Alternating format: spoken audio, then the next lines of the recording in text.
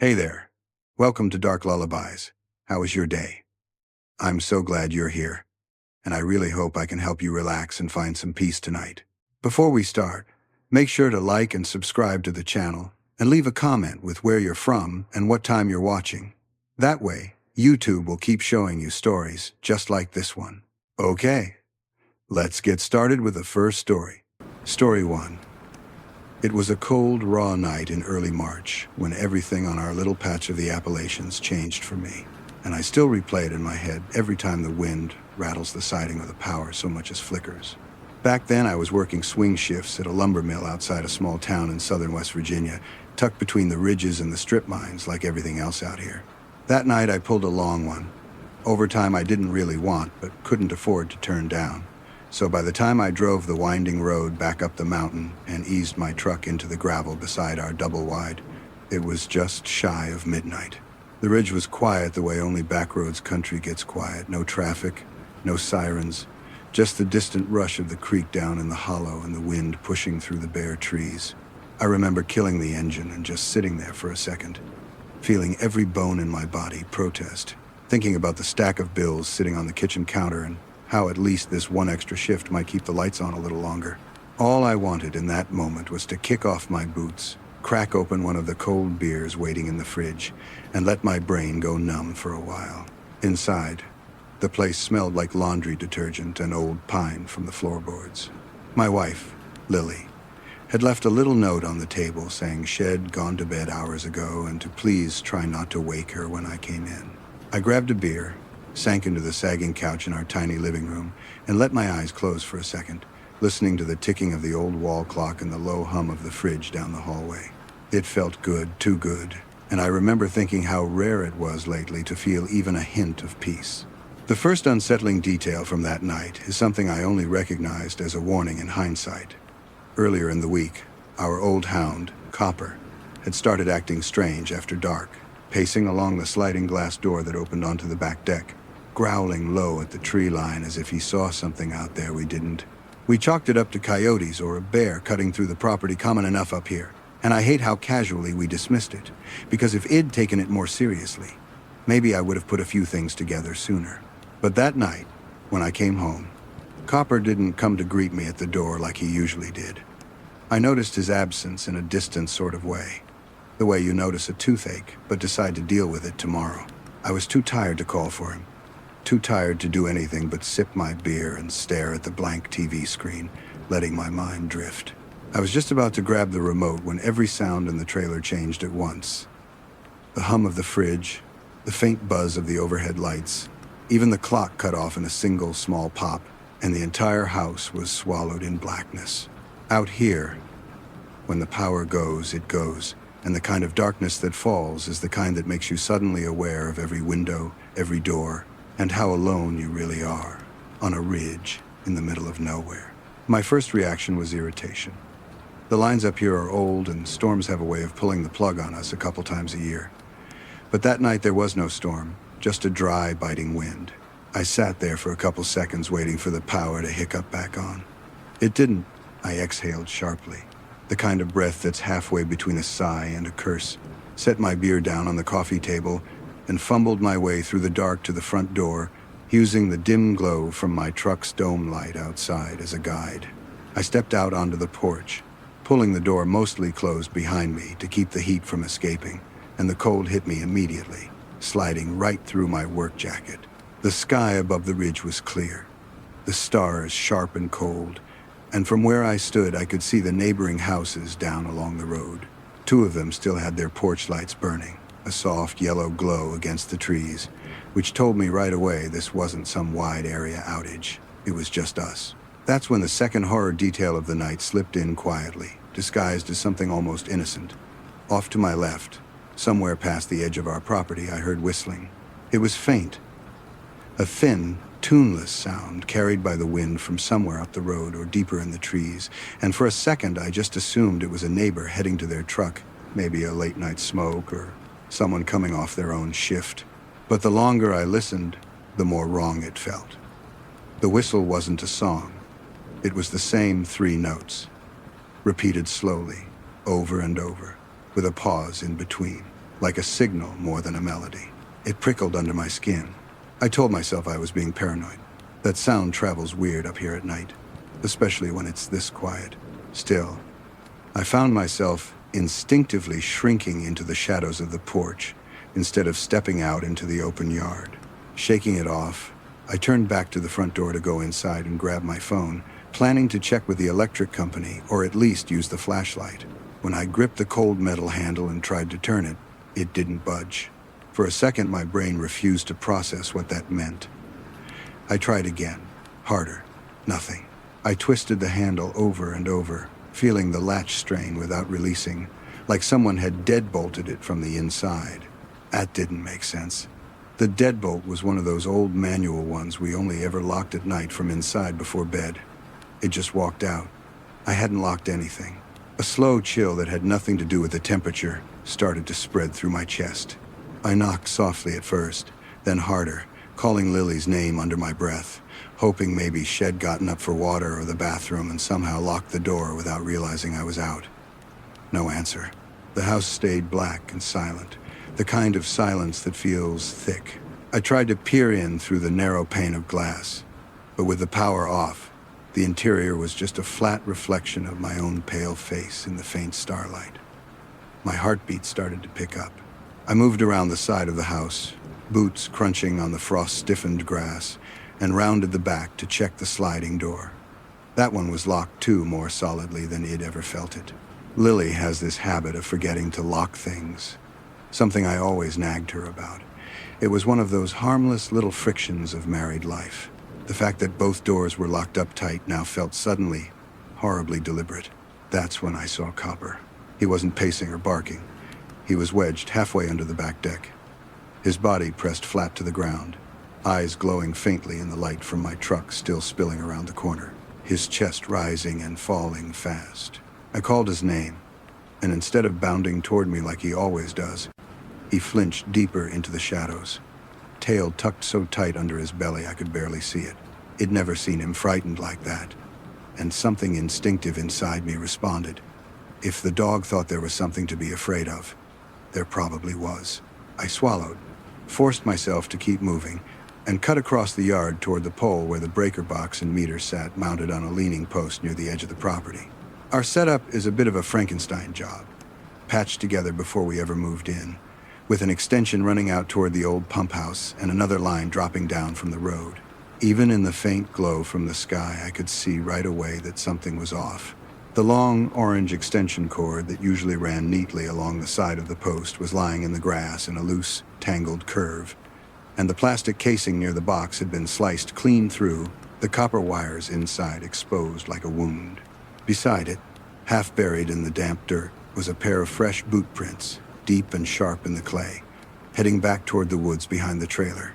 That's when the realization hit me with full, sickening clarity. This wasn't some random outage.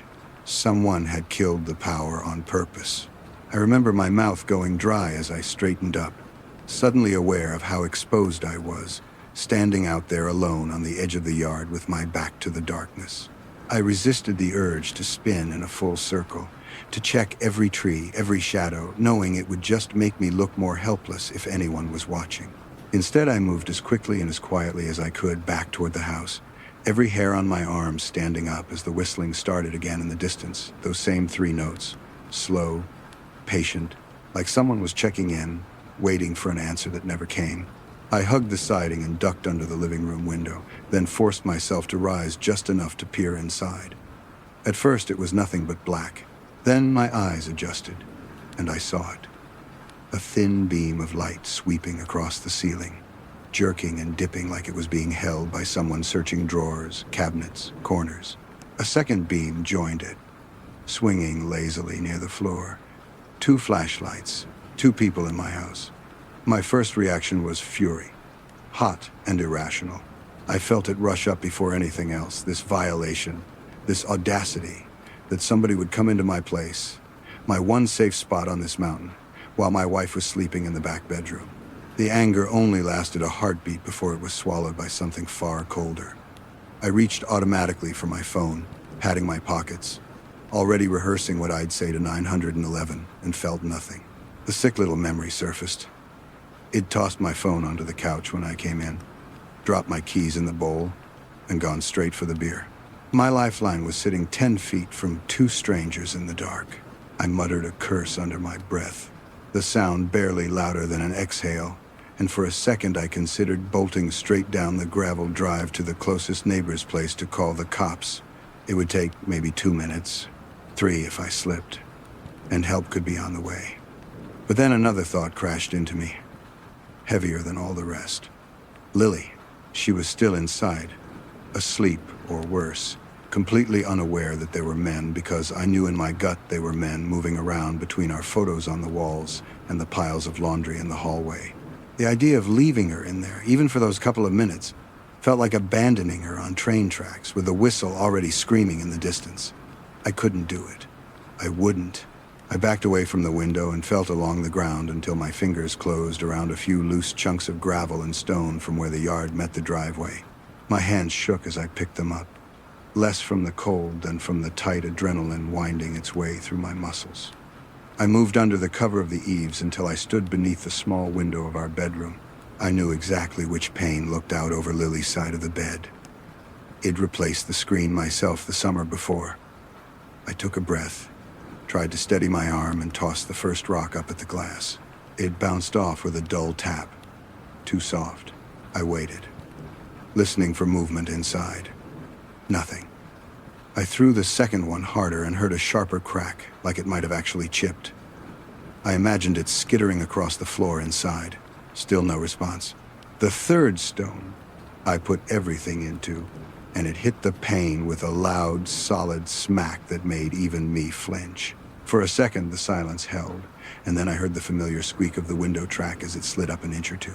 Lily's face appeared in the dark frame, pale and confused, hair a wild halo around her. Before she could speak, I lifted both hands and gestured for her to stay quiet, my voice barely more than a strained whisper as I told her there were people in the house, that the power had been cut, that she needed to get into the closet at the end of the hall and stay there. No noise, no light, no matter what she heard. I could see the fear rise in her eyes, even in the dark, see the small tremble in her lower lip. But she didn't argue, didn't waste any time asking questions. She nodded once, hard, and vanished back into the room, pulling the window down behind her. That's when the third horror detail of the night slipped into the story, the one that still wakes me up sweating sometimes. As she shut the window, I saw for just a fraction of a second the faint glow of another light deeper in the bedroom behind her, a narrow vertical band under the crack of the bedroom door, moving as if someone on the other side had just walked past. Whoever was inside wasn't just rummaging through the kitchen or the living room, they were moving toward where she slept. I think that realization is what made me finally turn and run. I sprinted across the yard, gravel biting into my boots, lungs already burning, and pounded up the short dirt drive to our nearest neighbor, an older guy named Mike, who kept a couple of four-wheelers and a beat-up bass boat in his yard. His porch light was still on, thank God, and I hammered on his front door until my knuckles hurt. When he pulled it open, bleary-eyed and squinting, I spilled everything in a rush power cut. Strangers in the house, wife inside, and he didn't waste time. He shoved his phone into my hand and told me to call while he grabbed his shotgun from a cabinet by the door just in case.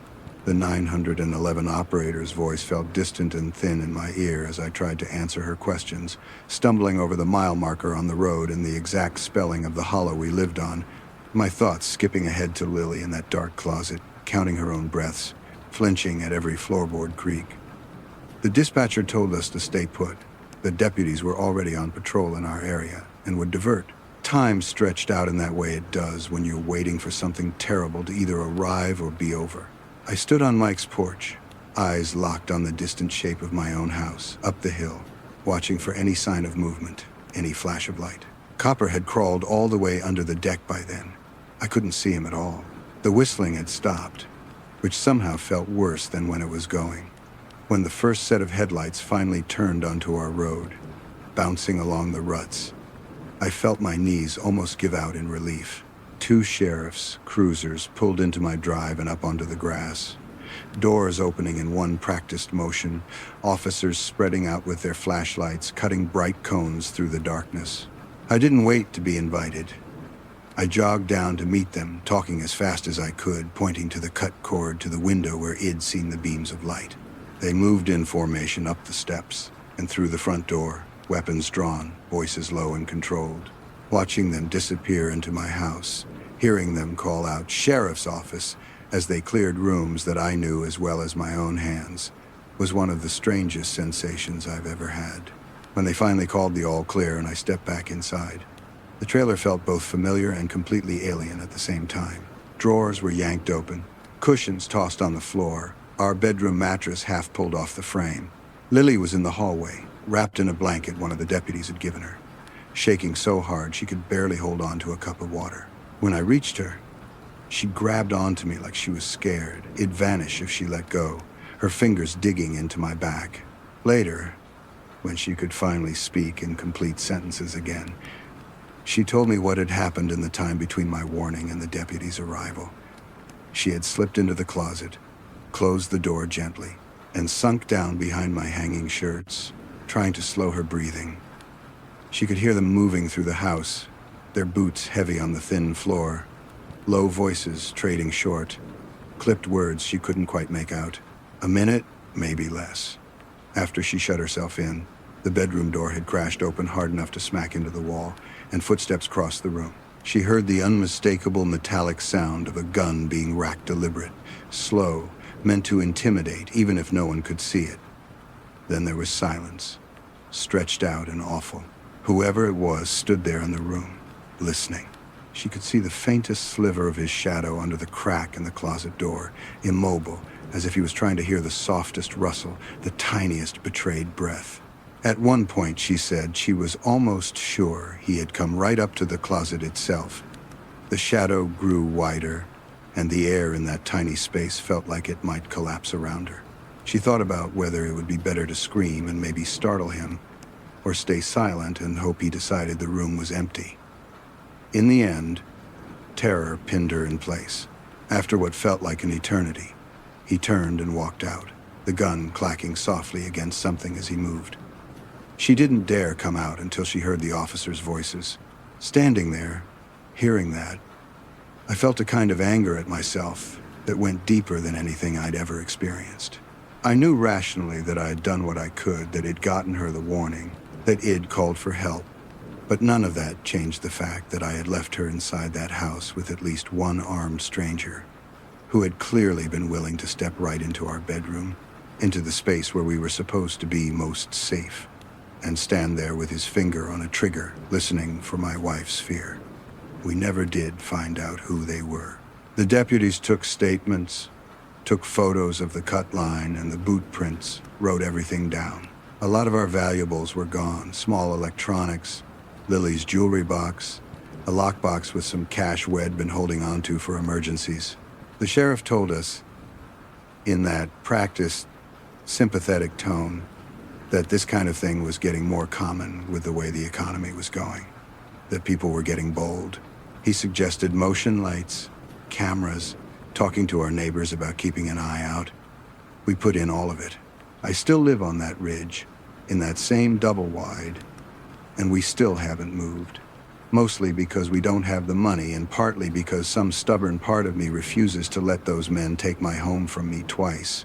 But it'd be lying if I said the house ever felt the same. Every time the lights so much as flicker now, my body goes rigid. Every time Copper lifts his head at night and stares toward the tree line, I feel my pulse spike. Sometimes, when the wind is just right and the road is quiet, I swear I hear that same thin, patient whistle drifting up from somewhere along the hollow. And even though I know it's probably just some kid walking home or a guy on his way to the night shift, it's enough to pull me right back to that night, standing in the freezing dark with a handful of rocks and my heart in my throat. I think about what could have happened if I hadn't stepped outside when I did, if the power had gone while I was in the shower, if Lily hadn't heard that third stone on the glass.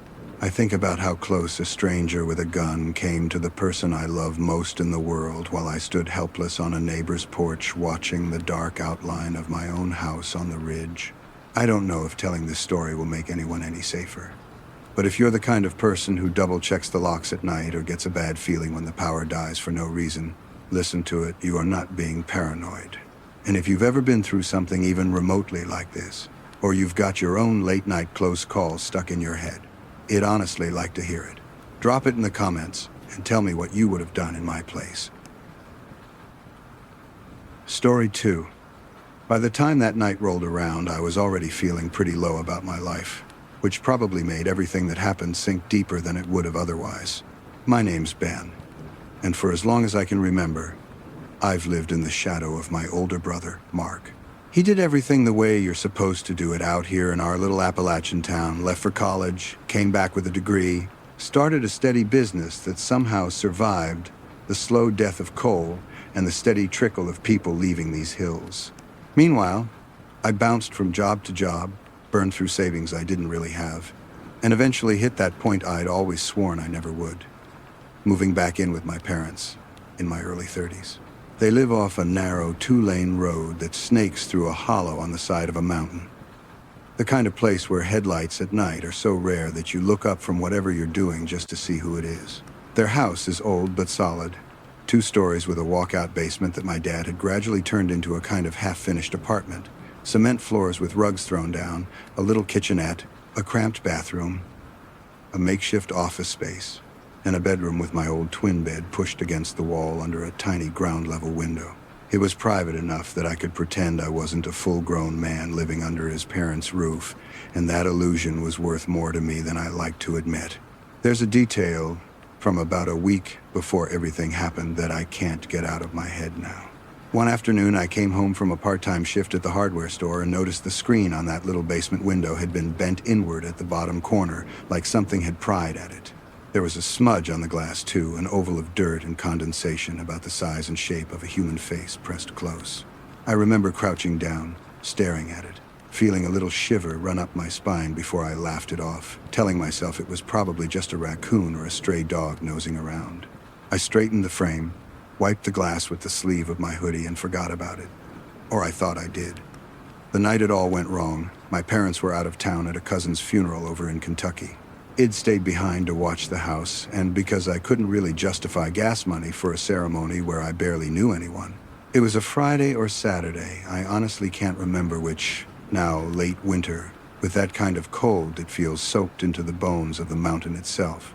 A storm had blown in over the ridgeline not long after dark, and by the time I settled into bed downstairs, the whole house was shaking gently with each gust.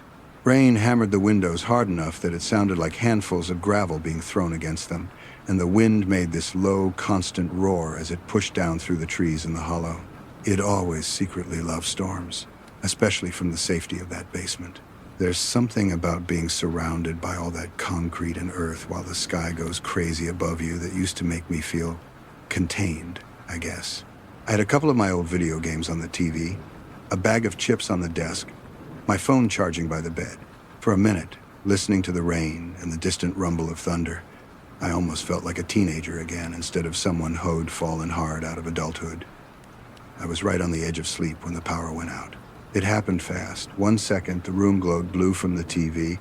The next, it was swallowed in such complete darkness that I actually felt my brain scramble to make sense of it. The fan cut out, the little hum of the fridge in the kitchenette died. And for a few seconds, all I could hear was my own breathing and the storm pounding above me. Then the nervous irritation kicked in. Out here, the lines run along the ridge in long, sagging spans, and any decent storm can knock things out for hours. I lay there staring at where the ceiling would be, waiting for that familiar click and hum of things coming back to life. Nothing happened.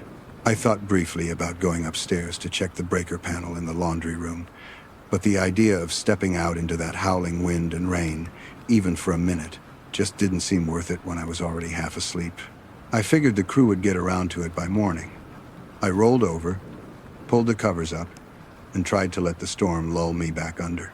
That's when I heard the first sound that didn't belong to the weather. A single heavy thud against the basement window. It was sharp, solid, like something hard had hit the glass dead on. My eyes snapped open, and my heart immediately started beating faster.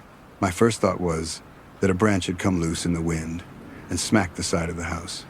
But this hadn't sounded like wood. It sounded like bone or metal. Another beat passed. Then very faintly under the drum of the rain. I heard the screech of something, fingernails, claws, I don't know, dragging slowly across the glass. The sound was thin, but unmistakable, and it felt like it went straight down my spine. I told myself that lying there in the dark, imagining things, was the worst possible option. So I reached for my phone and woke the screen, using the flashlight to cut a narrow beam through the black. The room looked normal in that harsh, washed-out way phone flashlights make everything look. I swung my legs over the edge of the bed, my bare feet landing on the cold rug, and walked over to the window, the light bobbing in front of me. I remember rubbing the sleep out of my eyes with my free hand, annoyed at myself for being scared in my own space. I lifted the light to the glass. For half a second, my brain refused the image, and then it slammed into focus. A man's face pressed right up against the window, eyes wide and unblinking, water streaming down his cheeks from the rain, his skin chalky in the LED glare. We locked eyes.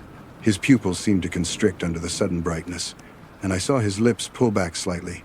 Not quite a smile, not quite a snarl, more like head been caught mid-thought.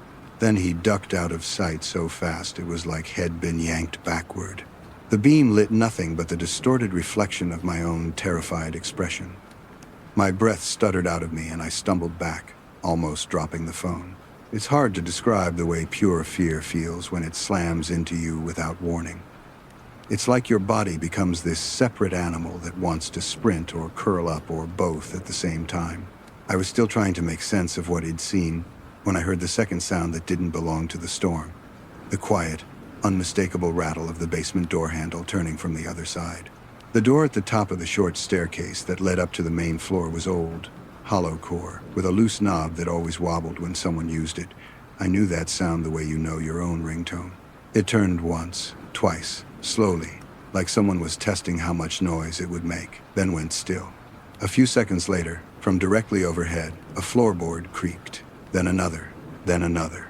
It hit me all at once that whoever had been at the window had not only found a way inside the house, they were now upstairs, between me and every exit that wasn't made of glass and concrete. For a moment, I just stood there in the middle of the room, phone clutched so tight in my hand my knuckles hurt, listening to the storm and the faint, irregular groans of the old house as weight shifted across it. My thoughts scrambled. Call the police.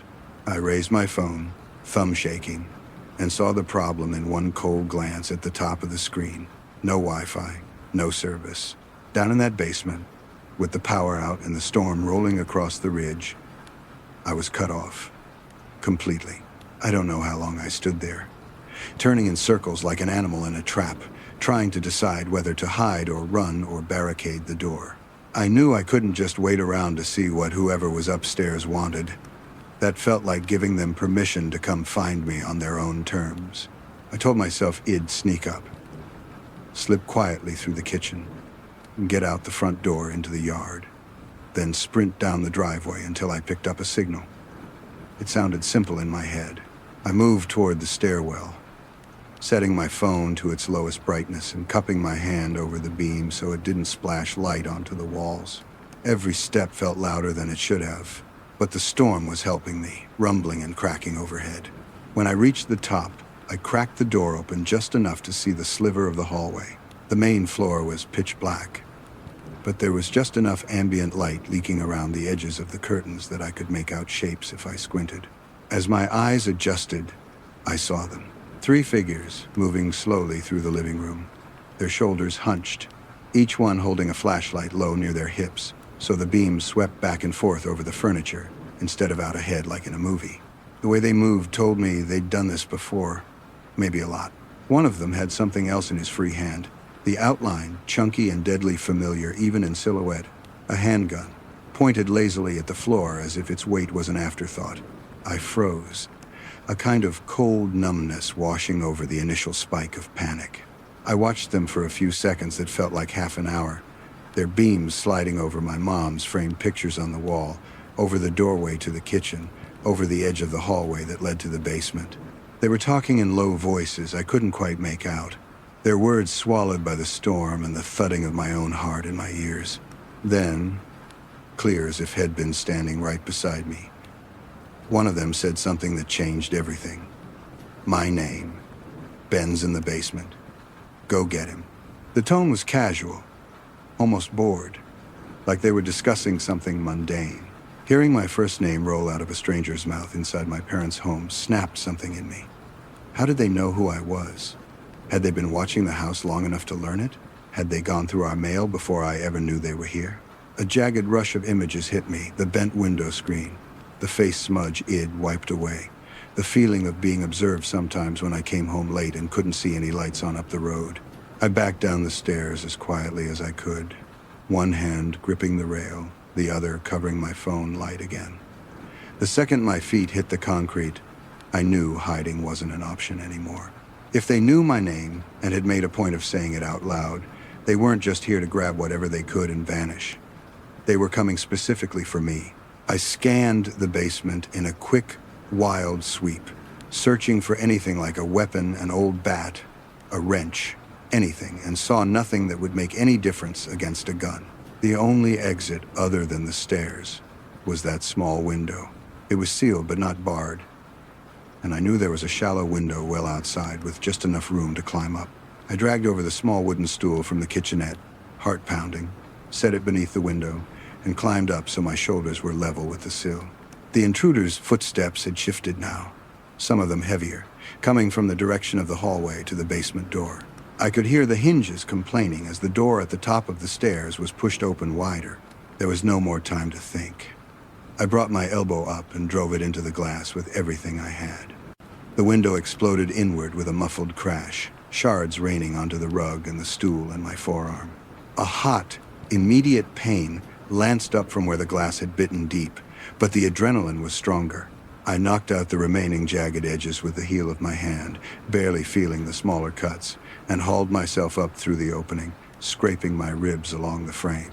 The air outside hit me like a wall, the wind colder than it had seemed from inside, the rain coming in wild, slanted sheets that soaked me in seconds. I scrambled up the slick concrete of the window well, fingernails clawing for purchase, and dragged myself up onto the grass, where I slipped and went down on my hands and knees in the mud. Behind me, from inside the basement, I thought I heard a voice shout something, followed by the thud of footsteps descending the stairs. But the storm was so loud it all blurred together. I didn't look back. I pushed myself up and ran. The yard pitched down toward the gravel driveway, which curled back up to the road. My bare feet and pajama pants were no match for the cold, muddy ground. Every rock and stick seemed to find the softest part of my soles, but the fear kept my legs moving anyway.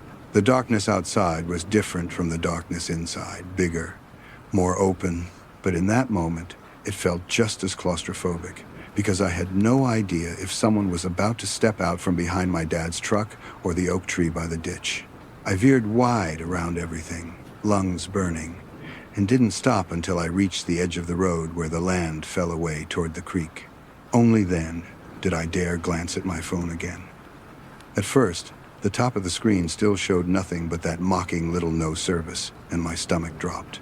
I moved along the shoulder, slipping in and out of the faint glow from the one streetlight at the end of the hollow, raising the phone higher like it would somehow catch the signal better if I offered it up. A single bar flickered into life, then two. I hit call on 911 before I even fully believed it would work. The call connected. My voice shook as I tried to explain where I was, what was happening, stumbling over the landmarks because nobody outside this hollow knows the road by the name we call it. The dispatcher's questions felt slow and methodical compared to the chaos inside me. But she kept me on the line, told me to stay out of sight and off the property, said deputies were already in the area because of the storm and would be there as soon as they could. I crouched in the wet grass on the side of that mountain road, shivering and bleeding and watching the dark shape of my parents' house through the trees, half expecting to see someone step out onto the porch or a flash of light in a window. Nothing moved. The storm raged on like it had no idea what was happening inside that one little structure. When the red and blue lights finally cut through the rain at the mouth of the hollow and swung up toward the driveway, it felt unreal. 2 sheriff's vehicles pulled in, then a third, their beams sweeping over the yard, my dad's truck, the muddy tracks near the basement window well. I ran to meet them, hugging myself against the cold, talking too fast, pointing back toward the house. They went in with flashlights and weapons ready, crawling out as they cleared each room. I stayed by one of the cruisers with an officer who kept asking me the same questions in slightly different ways, his pen scratching on a damp notepad. By the time they declared the house clear, the intruders were long gone. Inside, the damage told a story on its own. Dresser drawers yanked completely out and dumped, cabinets hanging open, couch cushions sliced and tossed aside, my mom's jewelry box turned upside down on the hallway rug. A decent amount of stuff was missing: electronics, cash, some of my dad's tools, a lockbox from their bedroom closet. But the part that made my skin crawl wasn't the mess or the missing things. It was what they'd done down in my basement room. On the little desk where I kept my laptop, they'd arranged a neat, deliberate spread of my personal details. My wallet open to my driver's license, a couple of envelopes with my name and the address front and center, and an old photo they'd pulled from a box in the corner. One of me in high school with my helmet tucked under my arm, grinning at the camera like life was simple. The picture had been propped up against the lamp, facing the bed, as if they'd wanted whoever came back down there to see it first thing. Beside that was a small black duffel bag that definitely wasn't mine. One of the deputies unzipped it and pulled out a roll of duct tape, a handful of zip ties, and a pair of cheap work gloves still creased from the store shelf. There was no ghost, no demon, no cursed object, just a very human, very planned kind of evil that had walked into my parents' house in the middle of a storm and said my name out loud. My parents got back the next day, and I don't think I've ever seen my mom look so scared or my dad so angry. Angry at the intruders, sure, but also, in a way he didn't quite say out loud, at me for being there, for making us a target by simply existing in that basement with my name tied to so many small, easy-to-find things. They talked about selling the place, about installing cameras and extra locks, about moving me out, about what I should have done differently.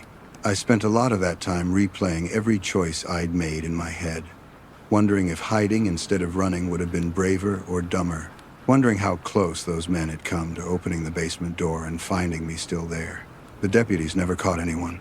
They said storms like that are a gift to people who want to move around unseen, that the same weather that knocked my power out probably washed away half the evidence too. Life moved on in that slow, grinding way it does in these mountains. But my relationship with that basement never went back to what it was. I still sleep down there, because rent is what it is, and options are what they are. But every time thunder rattles the windows, I catch myself staring at that little rectangle of glass, half expecting another face to appear.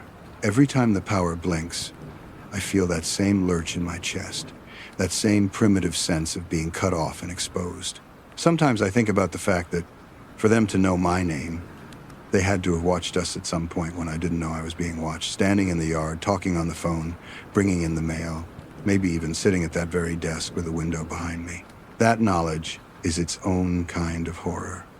I don't know if telling this story makes me feel any safer, but if you've ever had a moment where your home suddenly didn't feel like a safe place anymore, or if you've dealt with strangers knowing more about you than they should, I'd honestly like to hear how you handled it. Share your own experience in the comments and tell me what you think you would have done if you were the one in that basement on Black Hollow Road. Story 3. My name is Curtis, and for a while I thought the worst thing about working nights at the distribution warehouse down in the valley was the boredom. Not the kind of fear that makes your hands shake months later when you try to tell the story out loud. The place sits in a low stretch of land outside a small Appalachian town, wedged between a railroad spur and the dark line of the mountains, with a creek that floods every spring crawling along the back edge of the property. By day, trucks come and go, forklifts whine up and down the aisles, and the whole building buzzes with noise and fluorescent light. At night, it's just steel, concrete, and whatever your imagination can do with a few 100,000 square feet of silence. I took the job because there aren't exactly a lot of options left around here since the mine slowed down, and the pay was decent enough if you were willing to be the one awake when everyone else was home with their families. My routine was simple.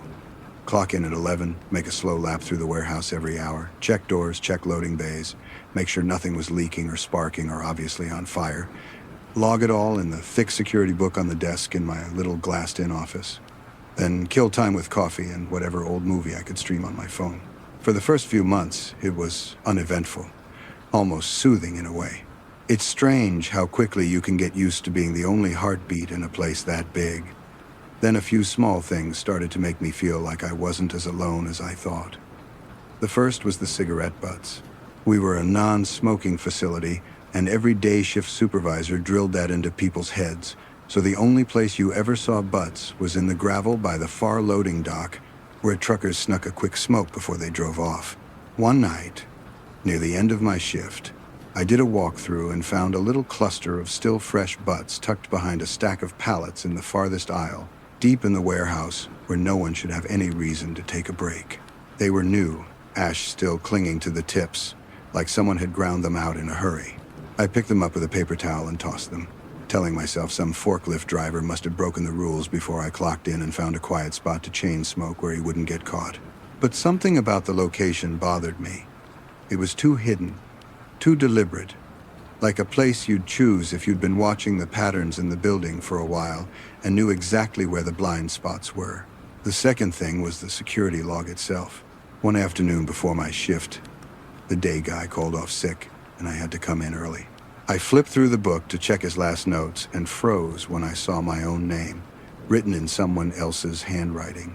Logged on a night I knew for a fact had taken off to visit my sister on the other side of the state line. The entry looked routine, doors secure, no incidents, but the Curtis B scrawled at the bottom was just wrong. The letters shaped like someone had been copying my signature from memory and not quite getting it right. When I asked my supervisor about it, he shrugged it off, said the temp they'd brought in probably messed up the name. I tried to let it go, but it planted this idea in my head that there were people walking through my nights in that building I'd never seen, wearing my label like a borrowed jacket. By the time the night of the storm hit, I was already carrying those little worries around in the back of my mind like pebbles in my shoe.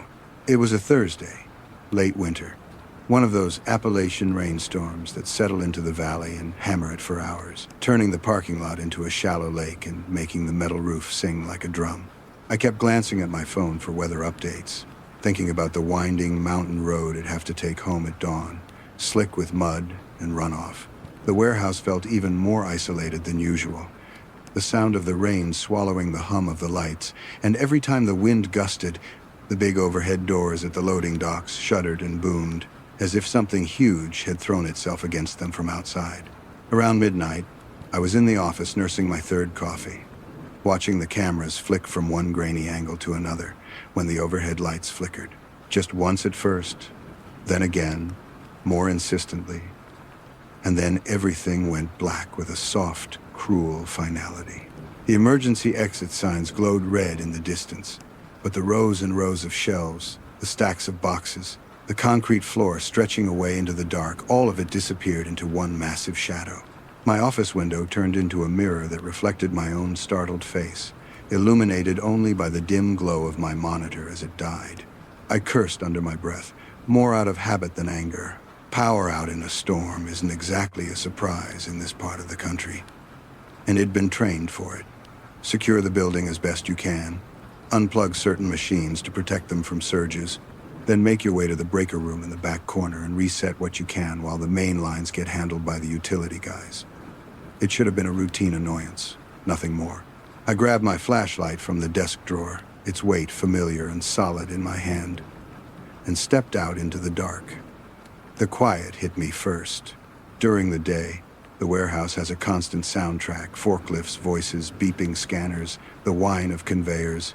At night, it usually has at least the hum of lights and refrigeration units, the low, steady breath of a sleeping building.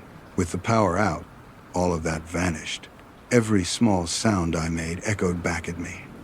The clack of the office door closing, the scuff of my boots, the soft jingle of keys at my belt. The beam from my flashlight carved a narrow path through the black, sliding over shrink-wrapped pallets, yellow safety lines on the floor, and the silver rails of dormant conveyor belts. I made my way toward the first row of machinery, unplugging the big units one by one, checking that nothing was sparking or smoking. Somewhere toward the center of the building, I paused and listened, the old instinct that had been growing in me for months, nudging at the back of my mind. Underneath the rain hammering at the roof, I thought I heard something else. a faint, uneven scraping, like metal on concrete, too rhythmic to be part of the storm. I told myself it was probably just the building settling, the wind pushing against the walls, and kept moving. The first horror detail of that night came into focus when I cut behind one of the far aisles, taking a shortcut. I'd walked 100 times before, and my flashlight beam swung around a corner to reveal something that wasn't usually there. A chair. It was one of the old metal folding chairs from the break room, dragged out here and set up behind a stack of tall crates on an upper mezzanine where you wouldn't see it unless you were at exactly the right angle. On the floor beside it were a couple of crushed soda cans and an empty, crinkled bag of chips, along with a handful of cigarette butts lined up almost neatly along a crack in the concrete. Directly across from the chair, at eye level, someone had spray painted a small black dot on one of the support beams.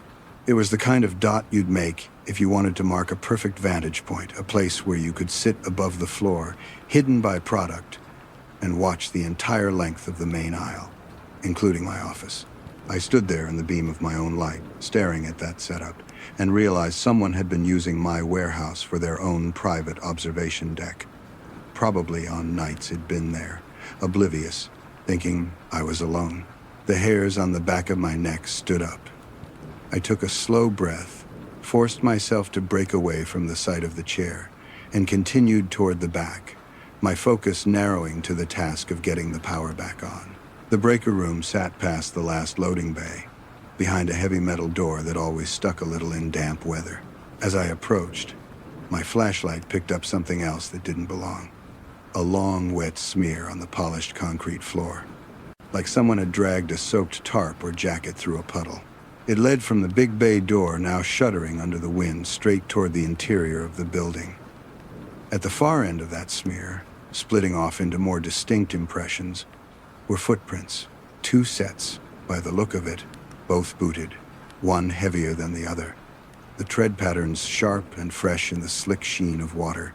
They angled away from the breaker room and into one of the main storage aisles. My first instinct was to back away and call the police immediately. But old habits and job expectations warred with fear. I was the security guy. If I ran to the office without at least trying to confirm what I was seeing, I knew I'd be fighting not just for my pride, but probably my job the next day. I told myself that maybe, just maybe, a driver had slipped inside during the storm before I locked everything down and was now wandering around lost. It was a flimsy excuse, but in that moment, I needed something to hold on to. I followed the trail, keeping my flashlight low so it wouldn't announce my position too clearly, my other hand resting lightly on the taser at my hip. The aisle the prince led into was one of the darkest, stacked floor to ceiling with tall metal racks full of boxed inventory that narrowed the passage to a claustrophobic corridor. As I moved deeper, the sounds of the storm grew more distant, replaced by the soft tick and creak of settling steel. That's when I heard the voices. They were faint at first, just the murmur of two people trying to keep it down. But as I got closer, I could make out the cadence, if not the words, short, tense exchanges, like they were arguing quietly about something. The second horror detail slid into place as I realized they were somewhere just around the bend, maybe 20 feet from where I stood. I clicked off my flashlight, letting the darkness swallow me completely, and held my breath. The aisle bent to the left up ahead, and from the corner I could see the faintest glow of a smaller light, like someone cupping a phone screen or a cheap flashlight. I tightened my grip on the taser, every muscle in my body coiled between fight and flight, and eased forward one small step at a time. By the time I reached the corner, the voices had dropped to a whisper. I counted to 3 in my head, then swung around, thumb ready on my light to blind whoever was there. There was nothing. Just an empty stretch of aisle, crates lined up neatly on both sides. The concrete floor slick with reflected darkness. The lighted scene was gone. The whispers cut off so abruptly it was like they'd been sliced out of the air. For a second I thought my knees might give out. The only sound was my own breathing, too loud in my ears. I raked the flashlight beam over the racks and saw nothing, no movement, no shadows that didn't belong. It was as if 2 grown men had simply dissolved into the shelves. That was the moment I decided that whatever my job description said, I was not getting paid enough to play cat and mouse in the dark with invisible intruders. I turned back toward the breaker room, deciding I'd reset what I could as fast as possible and then head straight for the exit and my phone. The third horror detail waited for me just outside that door. As I reached for the handle, my flashlight beam swept across the floor and caught the end of a metal bar jutting out from the shadows. I angled the light down and saw a crowbar lying diagonally across the concrete, beaded with water and flecked with something darker along one edge. It hadn't been there during my initial pass, which meant someone had placed or dropped it nearby while I'd been in the aisle listening to whispers vanish into thin air. The familiarity of that shape, of what someone with the wrong intent could do with it, sent my thoughts skidding to all the worst-case scenarios at once. I raised my voice then, not quite a shout, but close, announcing that security was armed and that the police would be called. It was a half-truth. The taser felt suddenly small and ridiculous compared to a real weapon, but I needed whoever was listening to think twice about coming closer. I fumbled my way through the breaker routine, flipping switches in the right order, listening now not just to the storm, but to every tiny sound within the building. Somewhere in the distance, a pallet creaked and shifted, and I imagined someone using it as cover, moving along behind me. When the emergency lights flickered back to life in a dull, sickly glow that barely reached the floor, I felt a rush of relief, almost as strong as the fear. I turned toward the front, intent now on nothing but the exit door and the call to the sheriff's office. I made it halfway there before the warehouse itself seemed to rear up against me. A loud, metallic crash exploded from the far end of the building, like someone had body-slammed a rack full of pipes or dropped a heavy tool from a height. It was followed almost immediately by the pounding of feet, a sprint, not a walk, hammering against the concrete. I stopped dead, then saw them. Two figures in dark clothing stood at the end of one of the central aisles, their bodies framed in the weak glow from an exit sign behind them. One of them held a crowbar, just like the one I'd seen on the floor, his grip loose but ready. For a split second, we all froze, 3 separate spells of shock meeting in the middle of that cavernous space.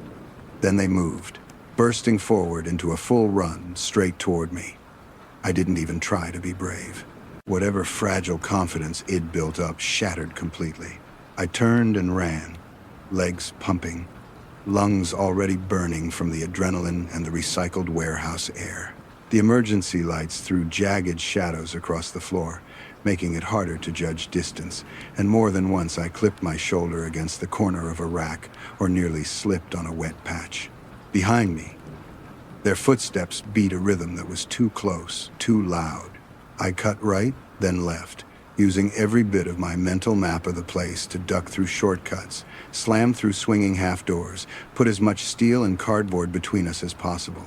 At one point, I risked a glance back and caught a flicker of movement as one of them barreled into a stack of boxes, sending them tumbling. The sounds of their pursuit grew uneven, closer, then farther, then close again, like they were trying to predict my path and cut me off. I don't know how long I ran. It felt like an hour, probably less than a minute. At some point, the footsteps behind me faded, swallowed by the size of the building and the storm's renewed assault on the roof. I kept going until I spotted the faint outline of the main exit door ahead, the vertical bar across it reflecting a thin line of light. I pushed through with my shoulder, bursting out into the rain-choked night. The air outside felt colder and cleaner, even with the asphalt radiating dampness back up at me. I sprinted across the lot to my car, yanked the door open, and grabbed my phone from the cup holder. My hands were shaking so badly I had to try 3 times to punch in 911 without hitting the wrong numbers. When the dispatcher answered, my voice came out hoarse and too loud, racing through the story as if speed alone could keep those men from spilling out of the warehouse behind me. She told me to stay in my vehicle with the doors locked, that deputies were en route, that I was to avoid going back inside for any reason. Those were instructions I had no intention of disobeying. I sat there in the front seat, soaked and trembling, watching the dark rectangle of the warehouse doors, half expecting to see them burst open, half terrified that I'd see nothing at all, that they'd already slipped out some other way and were now standing somewhere in the shadows of the lot, watching me. The patrol cars showed up faster than I thought they would, their lights strobing against the low clouds, sirens mercifully muted. I flagged them down, repeated my story twice, then once more inside the building as they did their own sweep, Flashlights cutting through aisles I no longer wanted to recognize. They found the smears of water, the footprints, the chair and the cans and the cigarettes on the mezzanine, the crowbar on the floor by the breaker room, and another one in the aisle where I'd seen them, its handle darkened by wet, gloved fingerprints. What they didn't find was any sign of the intruders themselves. No one hiding in the racks, no one crouched behind pallets, no vehicles parked out back other than the usual trucks. It was like they'd come in on the wind and gone back out on it, leaving only their tools and their tracks behind. The deputies were calm, professional, even kind in that muted way people get when they've seen too much. They helped reset the power properly, walked me through the report, told me he'd done the right thing by not trying to confront anyone directly. My boss, when he showed up after a cranky phone call from the sheriff's office, was less understanding. He wanted to know why I hadn't noticed them sooner, why I hadn't locked down certain sections, why I'd left the building at all without confirming that they were gone. I listened to all of it with a kind of numb detachment, my mind still back in those aisles, hearing the echo of footsteps closing in on me, seeing the way that crowbar looked outlined against the concrete. In the end, I kept my job, although now there are always at least two of us on nights. I still work there, still clock in when the sun goes down on that little town and drive my car into the same lot, walk through the same doors and sit in the same office. We got cameras upgraded, motion detectors installed, locks changed. On paper, it's safer. But there are parts of that night that don't care about cameras or locks, like the realization that someone had been watching me for a while from that hidden chair, or that they knew the building well enough to vanish between aisles and leave tools behind like calling cards, or the thought I keep circling back to when the rain gets loud and the forklifts go quiet. If they were just there to steal, why bring two crowbars and spend the time to stalk the one person who could have ignored them if they'd stayed out of sight? I don't have good answers. Just an uneasiness that hasn't left my bones since that storm rolled over the valley. If you've ever worked nights alone, somewhere big and empty, or had your gut tell you that you weren't as alone as you thought, I'm honestly curious, what would you have done if you were in my boots that night? And have you ever had your own version of the forklifts going silent? Tell me in the comments. I'd like to know I'm not the only one who still hears those footsteps when the power flickers.